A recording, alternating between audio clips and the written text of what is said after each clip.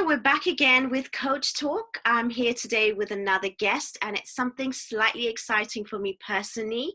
I have a very special guest who is very dear to me because I actually was trained by this person to be a life coach. And we have with me today, I'm so excited to welcome Robert Stephenson from the Animas Coaching Centre. Welcome, Robert. Thank you for joining me today. You're welcome, Fahima. It's great to see you again. It's so exciting. I'm absolutely excited. I'm really happy. I'm astounded because you've literally been my inspiration and a role model. The way in which you train, the way in which you teach, you have no idea how you actually impact and influence individuals. I'm not just saying it from my own experience. It's actually talking to a lot of people that I've actually worked alongside with yourself. And I was one of the fortunate ones to actually be trained by you, because now you've gone up a level, many levels, being the chief operating officer of the Animas team. Congratulations for that, by the way. Thank you. Yeah, so basically I'm here today discussing, we're talking about coaching.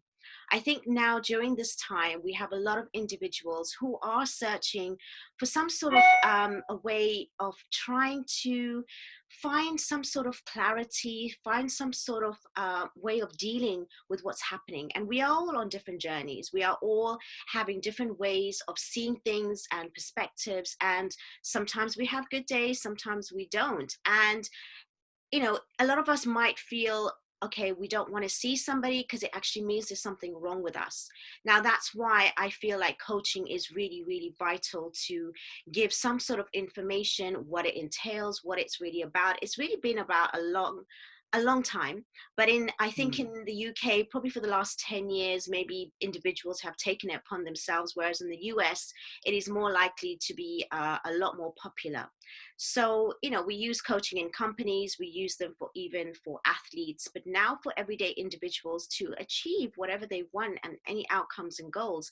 I'm not going to speak any much more. I'm going to let Robert take over and give you an insight of, you know, his amazing journey with coaching and actually being in the Animas Centre and what they provide and what you as an individual can actually gain from actually, you know, seeking some sessions from, you know, coaches as well today.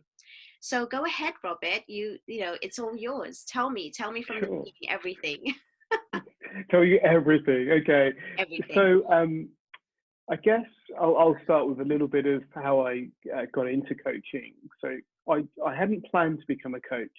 I was working with a lady called Matilda Gilbert. We were working on schools programs, and she had a really interesting way of connecting with head teachers, with groups, asking questions. And you know, I've been a facilitator for a long time. I was really curious about how and what she was doing that enabled that to happen. And she spoke about a few things, and life coaching was one of the trainings that she had done. So I kind of went off on this journey to explore what life coaching was, what it was about, how it worked. And I went and trained at a different school. And then I met Nick Bolton, the founder and CEO of Animas Centre for Coaching. And we had a couple of conversations online over a period of time. And then we kind of met up and we kind of talked about some ideas. So originally, I was doing some youth coaching training with Animas, and that kind of just spiraled over time. And I've been there for 11, maybe 12 years now, 11, 12 years now, and kind of just shifted and grown within the school. I think that, you know, fundamentally, when I think about life coaching, it's an exploration and an inquiry into the self to explore what it is that you want to achieve and how you might go about doing that. And life coaching is very much about your choices, your decision making, your ideas, and your pathway to achieve something that you want to achieve. And a coach kind of creates a space that enables you to explore who you are, what you want to do, and how you want to do it, holding you kind of accountable to that action, but also kind of calling you out on your beliefs that are holding you back and stopping you from achieving what you want to do. And very much for myself as a coach, I very much focus on, you know, the stories that we're telling ourselves, and that sort of comes from my background as an actor. So being very intrigued around, so, you know, what's that story that we're playing out, and who are we in that story? So what's the character that we're playing? So I guess a lot of my coaching will kind of focus on identity. who are we being in this moment, which kind of really relates to right now during this challenge that we're facing, kind of explain. So who are we being as we face this challenge, as we face these times? And, you know, a lot of people will not know about coaching, or will think that coaching is for business leaders or executives or entrepreneurs, not recognize that actually anybody can have a coach, because we all have outcomes that we want to achieve, we all have goals that we want to achieve, things we want to do that we're not currently doing. And a coach can help us think about how we do that, but they can also help us think about how we face things, how we sit with things. So during this time of challenge, you can work with a coach just to explore, so how am I sitting with this? How do I deal with this on a day-to-day basis? What might I need to shift in my thinking or my responding to what's happening? From simple things like, you know, how do I consume the news, and how do I work out what's the truth and the untruth in relationship to me in this situation? Wow. You know, you're the only person, very few people can keep me quiet, and I could listen to you and not speak on top. But yeah, no, your explanation is really deep. It actually gives real clarity, especially for somebody who's looking for some sort of way forward. This is what we're trying to do right now, is look forward even in these sort of like challenging times. And there is always things that we could do for ourselves, even in the most testing times, to actually realize, like when you mentioned, how do I sit with this? So even if we're feeling that there's no options out there, and we have, you know, fear of the unknown, or there is no such thing as any sort of awareness as to what are we going to be facing after this as well, especially with our careers and businesses, then that alone puts us in a space and a mindset that it doesn't matter what is coming, but we are preparing ourselves mentally, and we are also adjusting to who we are right now, who we want to be. And whatever does come forward, then we are probably in a better situation than most people if there is some sort of troubles or challenges within ourselves, that we deal with that first. And I think that's really, really important. And that's the takeaway from knowing what coaching really does for an individual. I always say it's like a slogan for saying that it's coaching is for everyday people with everyday challenges. And I think that's something that we need to consider. I mean, what kind of people do you feel may not want to come to coaching? Well, I think that's a really interesting question, because I think everybody and anybody can use coaching, but it depends on what your knowledge is of coaching. So, you know, if you're wrapping coaching up with things like therapy and counseling, you may think, well, there's nothing wrong with me, therefore I don't need that intervention. So people also might see coaching as something you turn to when you don't have the skill, or you can't find your own way out, and somebody might go, well, but no, I don't want to kind of feel like that, so I want to push through it myself, or I don't want to turn to somebody for help. Whereas coaching isn't about somebody being broken, it isn't about necessarily you needing help, but it can just be about helping you to focus or to shift your thinking.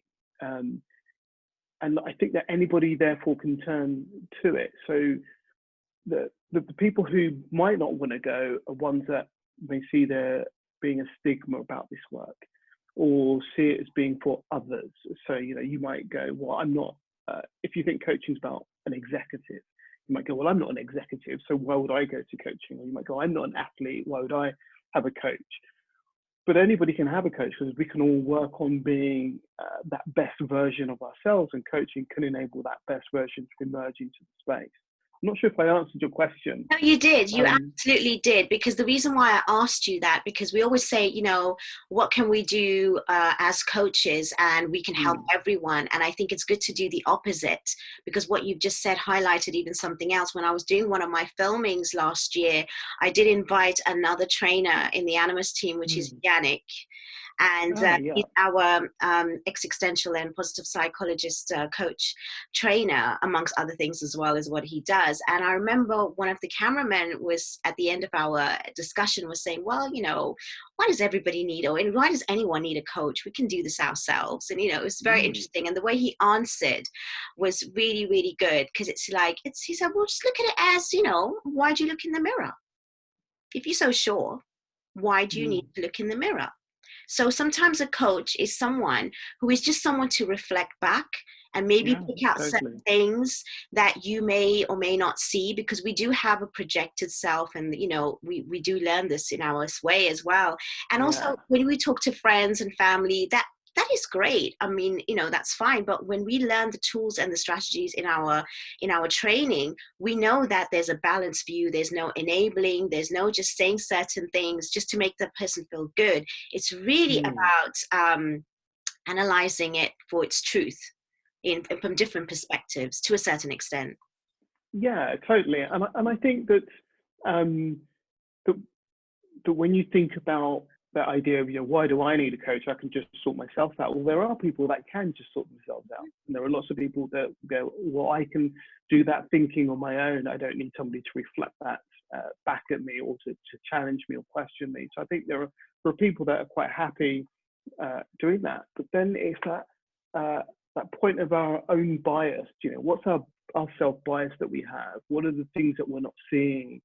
When we're coming at something from our own thinking, that's the thinking that we're using. So it can take somebody else's questions or reflection to shift our thinking, to shift our mode. But also, sometimes people are just happy doing what they're doing. Yeah. And so they don't see the need for an intervention in that, because they're like, well, I'm happy doing this. I don't see the need to do it differently or to do more. So I'm going to just kind of carry on with that. And I think part of coaching is also saying, well, that's okay, because it's about somebody who wants to create change that goes to coaching to create that change. And sometimes we don't even know what the change is that we want to create. We just have a sense of we want something to be different. But if we're quite happy with where things are, then we're not going to sort of seek out coaches. Yeah, but the one thing great about humans is that we do adapt, and even if we're comfortable, we don't like being comfortable, and there's always some sort of thing irritating us. And then that's when you're probably thinking in life, well, what do I do next? Even if I'm fine, what do I do next? Or if I'm not okay, if I'm tolerating something, if I'm putting up with something.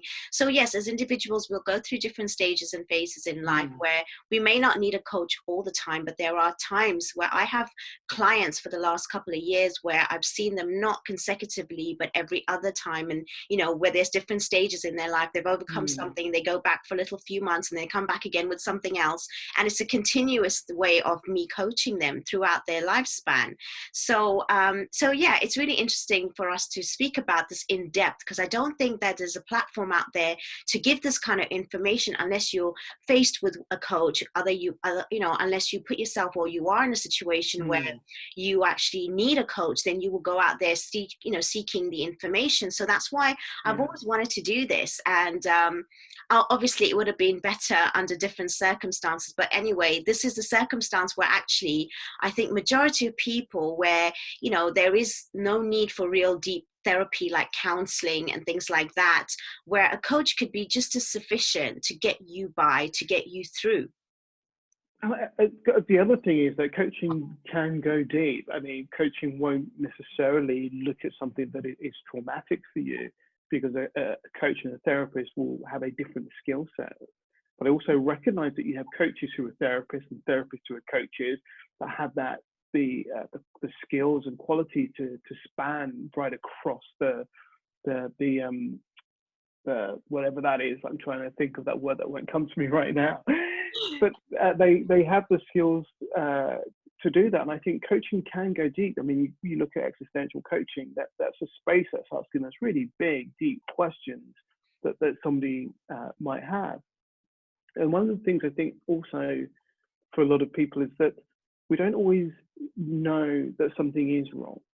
So we can be going through life kind of being okay, but not recognizing that actually we're not okay, that there is something up. And I think part of that also exists in the idea that we don't always know that we have a choice. So we don't always recognize that there was a choice where we can make different decisions, we can go in different directions. We feel that this is all that there is.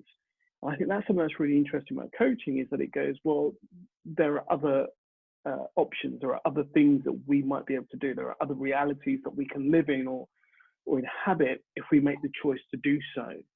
And it kind of creates an awareness that there is a choice that we can make. And that's one of the things I find fascinating about this work, is the awareness that it creates in us, or the awareness that emerges from that space that is held between the coach and the coachee, where we're able to go, oh, okay, so there's more to life than this. And okay, now there is more. What is that more that I want? Or what is that thing that I've always wanted, but I've never gone for or thought about, or that's been pushed aside for me, and how can I now strive towards that? So, you know, when you're saying that, you know, you're talking to Yannick and the cameraman was saying, well, why do I need a coach? Well, another exploration there might have been, well, what might be something that you've always wanted to do that you've never actually done? And then a coach can help you think about, so how do I go about doing that? And it doesn't have to be something huge. Often people think, you know, it's about sailing around the world, or, you know, starting a business. It might be something really small. It might be, you know, a hobby that you had from school that you've just let go, that brought you pleasure, but now you don't participate in it. And it's like, how can you maybe bring that back into your life? And then by bringing that back into your life, what's the impact that then might have upon you? Yeah, it's interesting you say that, because I think it does differ with people as well. Like, even though I've coached students because they're after a particular goal, I mean, this Mm. particular cameraman is a teenager, you know, just out of university, and I'm generalizing here, but the mindset is I can do anything, I've got everything, and it's all done. And I think people that do come to coaching is with maybe a little bit more of life experience, knowing that things are tough, and even if you have that blueprint, it doesn't necessarily work out. So you come to a point in life where Mm. actually I can go back and I can do things, because when we're starting off, it's very much like an open space, and we can do everything ourselves, and we don't need the assistance as long as we study and we get the grades. And when we get the grades, that's it. But then when you go out to work, that's a different story. If you don't actually, even if you get the job that you want, then you realize about the relationships between the colleagues, and, you know, having to put up with a boss that you don't like, or people are, you know, then that's when life really happens sometimes. Sometimes it happens earlier, of course, and sometimes it doesn't. It's not even about age, but it is what it is. But the other thing is also, when you were talking about coaches having therapy, and also, you know, background, and also associating it. That's one thing that people are not aware of, that if you are going to seek a coach, you got to know their background, because there's so many variations of coaching as well. Yeah, yeah. Whereas maybe in counseling it's one, and in psychotherapy it's one to a certain extent. But with coaching, you know, it can link in with so many other ways where, you know, an individual might get confused as to what it actually entails. So you need to know what you want firstly, and then if that coach can provide that, because it's so many variations. Yeah, and so I think you can do it both ways. You can have a sense of, you know, this is what I want from my coach, but you can also have a sense of what is out there for me from coaching. So you might just research coaches and see what are the different types of coaching that exist. How are these coaches working? I'm having a chat with one of our trainers, Bronwyn Nash, about clean language and metaphors, and how she uses that within her work, and we're going to do a little kind of an anonymous conversation around that. And, you know, you may want to work with somebody who's doing metaphors, but you might also want to work with somebody who's doing art, or you might want to work with somebody who's very performance orientated. You might want to work with somebody who's very spiritual and energy bound within their work. So there's the idea that you, as the coachee, as the client, might have a sense of what you're looking for, but you might not have that. And I would say then, you know, have a look at what is it that the different coaches do, what is it that they offer, and see which one sparks with you. Because I think one of the key things in coaching, a lot of what we talk about is that rapport, is that relationship that we develop between the coach and the coachee. And when that relationship is right, then we can go so much further, so much deeper with that work.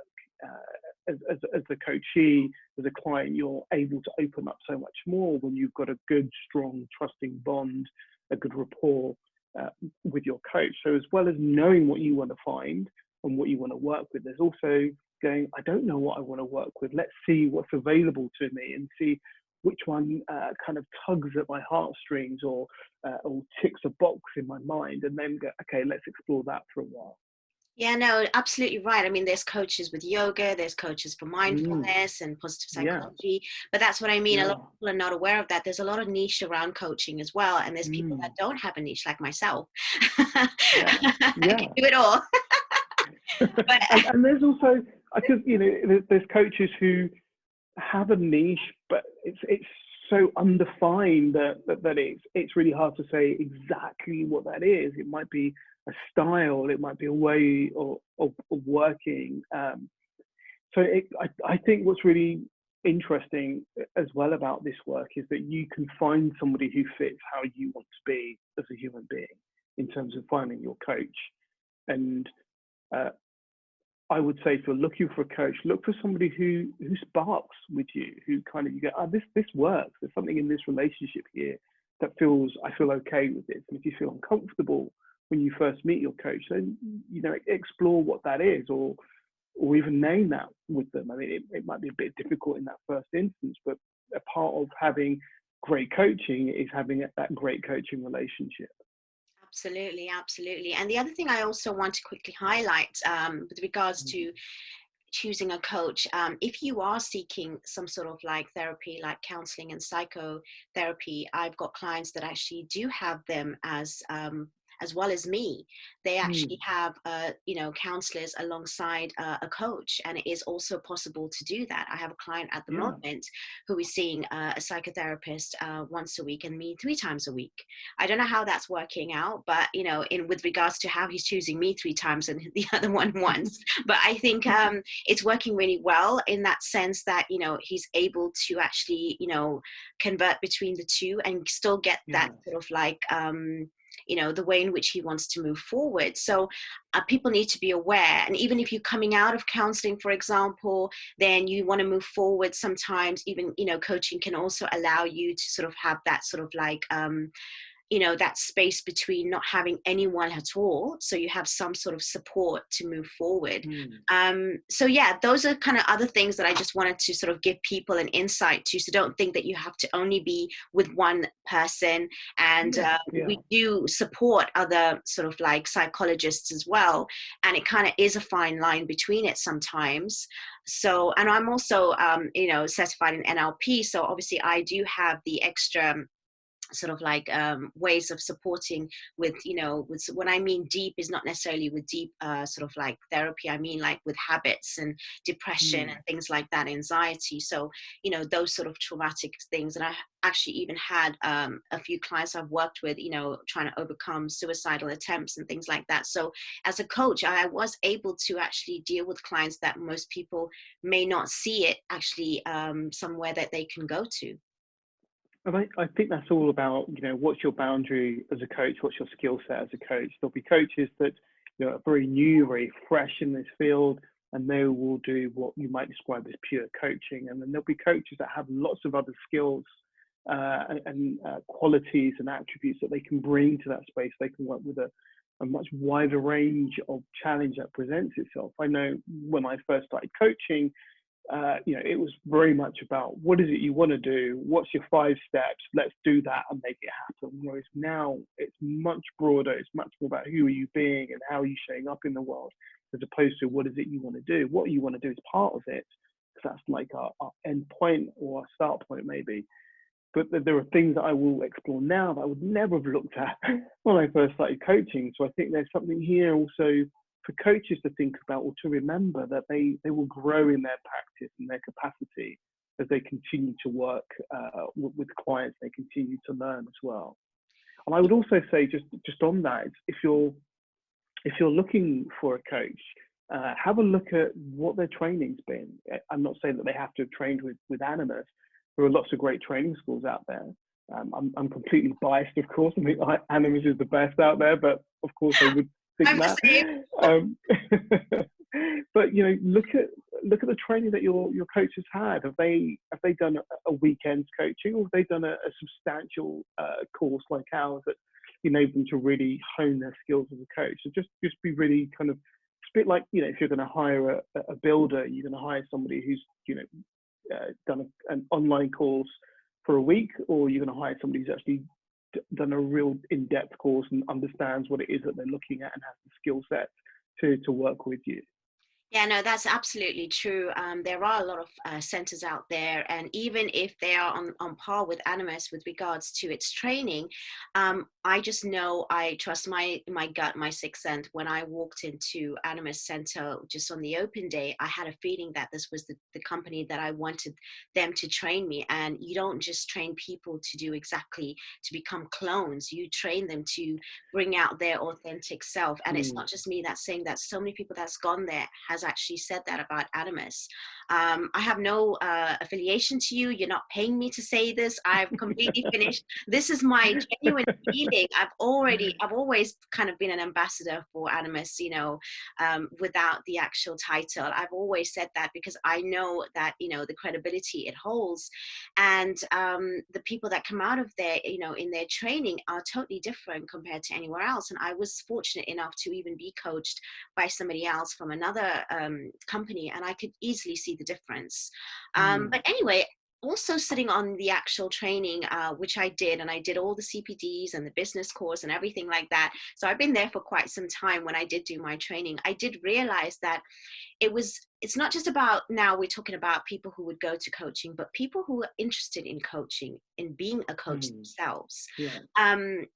It was really interesting to see that I was sitting alongside barristers, consultants, even other psychologists and counselors and psychotherapists that was interested in coaching. And that really surprised me, alongside, just people that are looking for a career if they haven't been, in work, or to help their career alongside their career. Now, this is what's really important as well, that people think if they're going to be a coach, that's all they do.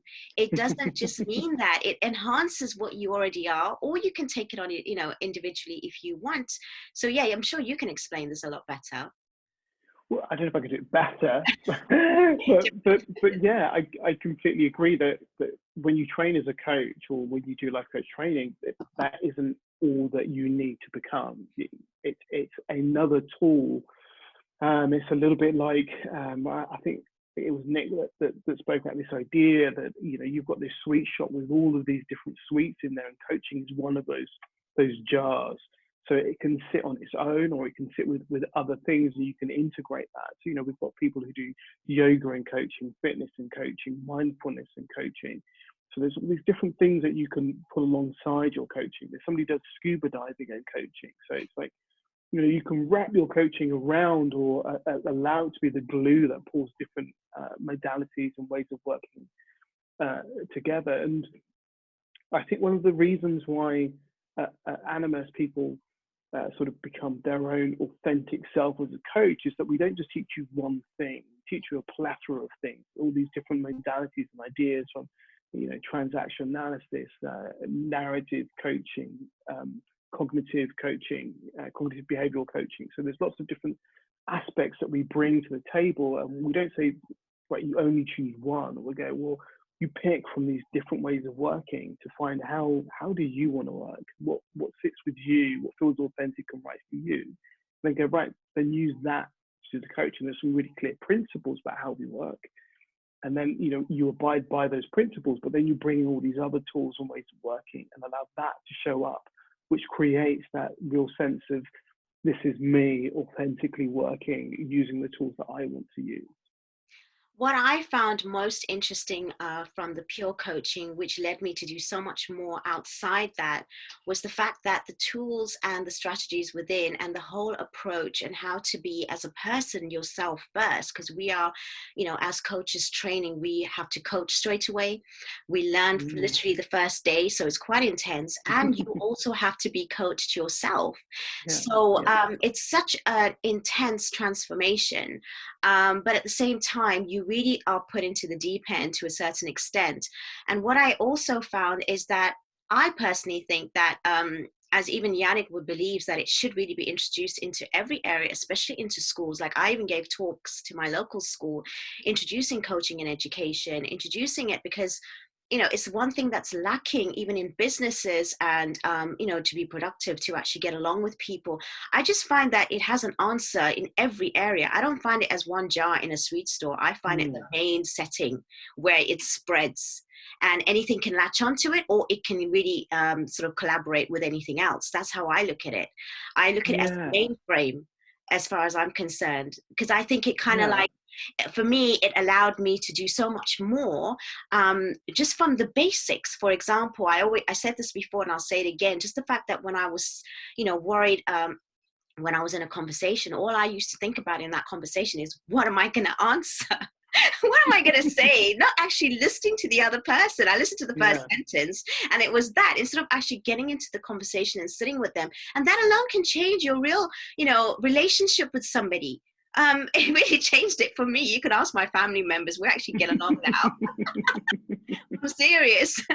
In my delivery, I had to open up so much about, my faults and my shortcomings and my weaknesses, which are, we still have, but, I'm literally, we all are a work in progress, but I've literally gone to a different extreme, a different sort of like level of being. So I just feel like when I coach somebody, it doesn't matter whether they're a CEO, an entrepreneur, or a stay-at-home mom, or just taking time off work. It doesn't matter. You really can put yourself in that space, and there's always some sort of like strategy, tool, or solution, and that's what I find really fascinating. I think you're saying that coaching, you're seeing it as a mainframe, and I really hear that, and it also makes me think about this idea that I often feel that coaching is like a critical ingredient. It's it sits with lots and lots of different things, because it's part of the glue that holds those things together, or part of the glue that enables somebody to have inquiry and reflection. And I think that's one of the key things that coaching does, is it has this kind of curiosity about it that asks questions, that creates perspective and reflection amongst people, and it helps us to ask questions about, so why is that happening like it's happening, and what would need to change in order for it to change, and what would be the outcome of those changes? Would they serve us, and would they serve those around us? I think as coaches, we do go in a transformation when we train. We because we learn about deep listening, we learn about open questions, and that kind of permeates your skill as a coach, and you're always listening, and you're always asking deep questions. That can be annoying to friends and family sometimes, because you're always saying, what does that mean to you? What's that about? What sits underneath that? What's the value there? So that can be quite challenging. But I think what that does is it causes you as a coach to almost just create a little bit of a space in interactions and communications with others, so that you're able to ponder what it is that's being said. And that can have a huge impact on our relationships, and on our friendships, and on our family dynamics, and also our working relationships, where we're able just to take a step back and go, so what's happening here, and what's this about? I think that coaches, you have a real sense of what's happening in this space between us, and how do we explore what that is, and what's happening here between us is also happening outside of us with others.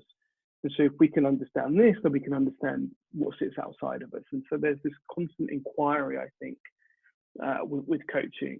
Perhaps it's not constant, perhaps that's too generalistic a term, but there's an inquiry that exists within that coaching space that asks us, what's the outcome, or what's the best that we're looking for here, or how can we be at our best, or how can we be our true selves? I think that's the other thing that the coaching really brings out. When we train as coaches, we start to ask that question, so who am I? In this thing that I'm doing, where do I fit into this, and where do I show up in this? And when we work with our clients, especially the work that I do as a coach, I'm asking that question, so who are you in this, and how are you showing up, and what are the layers that we might need to remove? A bit like, I think it's Brené Brown that talks about the armor that we wear that stops people getting through to the true selves, because we're afraid of that being vulnerable in the space and what that might mean for us. So how do we strip off those layers, that armor, so we can show up as our true selves, as the coachee, as the coach, as human beings, as family members, and then that kind of open vulnerability, that authenticity creates a different type of relationship and a different type of connection. And I think what's really interesting in times like what we're experiencing right now is that people are showing their vulnerabilities, people are showing their fears, their anxieties, their worries, and they're connecting with people. And through those connections and showing up as themselves, they're creating these stronger bonds. And I find it's really interesting that it can take a crisis to create bonding between people. I see that both ways, really. I mean, with coaching, generally, yes, it brings about a different character. You become more your true self, or authentic self, in a sense, because you cannot fake this kind of stuff. What we do, as well as you have obviously stronger, deeper relationships because you look at things differently. I think it does create a sense of a different character when you are a coach. You can't take that away. You kind of build a different part of a personality which you take and carry around with you. As you said, some it serves you, some it doesn't, but I think it can be really powerful in business. Like with me, I sit with so many different people, even some I've even invited a member of parliament for one of my shows, and I was like, how am I going to sit and talk to somebody like that? I have absolutely no clue about politics or anything, but just having the skills that I had in coaching, made me a different kind of person. So I bring experts in, but I've got to be an expert for all of their topics too when I'm sitting and talking to them. And I don't have the time most of the time, but I do whatever research I can. But these sort of coaching skills really has enabled me to be able to do what I do. And that's why I say what I say, because I don't think I could have learned that quickly and fast. And a lot of people hold themselves back. But with coaching, because you're just curious, because you're just with that person, you can be in that moment and you can still be powerful without having that sort of like consultation or mentorship, like most people may have with all the information and all the time. So that's, for me, is what's the real power. And the other thing is, of course. I just think the other thing is we do need to obviously understand that I've seen two sides of people during this. Just one example, when it was the first week of lockdown, I was standing in the queue in my local Tesco, and I think one guy got up from the car and sort of went into the queue, and the other one started swearing at him and saying, go to the back and this, that, and the other. And I was like, please don't fight, not here, not with us.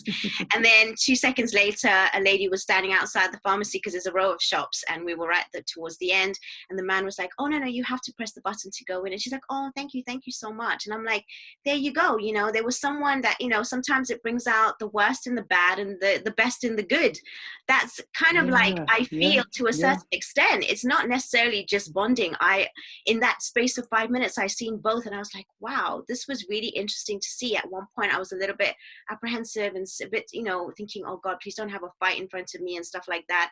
But then at the same time, you see two types of individuals, and I don't know. I do believe majority are the best, bringing out, the good and the best. But there are obviously the other side of things. And I just think with coaching, when I say it's an infection, I really mean that in a good way, not like what we, afraid of right now. I think it's infectious in a sense that it brings out a different perspective because you are looking differently. Most of my clients that I'm even coaching, want to become coaches or read about being coaches because they even use some of my techniques and tactics towards their own people around them. And that's what I find really, really powerful. And I really can't say that word enough. But, that's what I find, that with coaches, people are not really looking into it as deep as what it really, the power that it has. Yeah, and I think there's something interesting there you were saying about bringing out different sides of people. It's also, I think, it brings out our true nature as well. Because I think we spend a lot of time, not all of us and not all of the time, but there are some of us that spend time pretending to be something, showing up how we think we should show up. And times like this, our patience runs out, our ability to hold a role runs out, and we become our true selves. And so you've all had people who they're just looking out for themselves, trying to, get in that shop first or get that last, whatever it is. And then there'll be others that, their true self is to help others and to support others. And that's what will come into the space. So I think there's something about, it does strip away those layers and allow that kind of authentic you to exist. And then I think as that authentic you comes into the space, you can look at that and go, am I okay with that? or do I want to do something with that? Is there things that I want to shift and change or develop around myself? Yeah, no, absolutely. I could talk to you forever, really, and listen to you, especially not just talk, but actually listen, because you brought me back to those days when I first sat on that training, and, meeting you. And it was just such bliss from the beginning, the way in which the approach of the Animas team is, especially, like I said, I'm blessed to have you as my trainer. Nobody else is going to have that again. So I'm one of But we do have a great training team, No, we've I got an know, of amazing course, of training course. team. I know some of your training team was actually like sitting with me, actually learning and training as well. So that's Yeah, really yeah. amazing. Yes, so that's what I do follow you guys, definitely. I see everything that's happening. I'm always a fan, regardless, and I'm not being biased. Honestly, you go and see for yourself. Just go and check out one of those discovery days. Maybe it's online right now, which Yeah, we're running them virtually now. so give me some information for people that want to, as we're coming towards the end of the show. First of all, some final thoughts, and also your details will be in the description box if people are interested Yeah, in finding out more about Animas and yeah. coaching in general. And I would recommend everyone to do it, regardless of your, career path or choice, or whatever it is, because it will only enhance you as an individual and give you that power to sort of do what you need to do at that optimal level. So I'm living proof of that anyways. Here we go. I give you some, a few minutes of, just ending off our discussion. Yeah, I think that as you say, coaching enhances who we are and allows us to bring the best of ourselves into the space. So if that's what you're looking for, then coaching is something that can be wonderful for you. If you're not sure what you're looking for, coaching can also be wonderful to help you find that direction. And when I think about how we tap into our values, our wants, our needs, our desires when we work with coaches to just kind of hone what is it that I as a human being want out of life. I think those are just some wonderful, wonderful things. And the way that we train at Animas is to give people skills that they can then apply to work in lots and lots of different areas. So as you say, it's not just about becoming a coach. It might be becoming just a better manager or a better leader or a better person within your family, whatever that might be. I think coaching skills can really enhance that.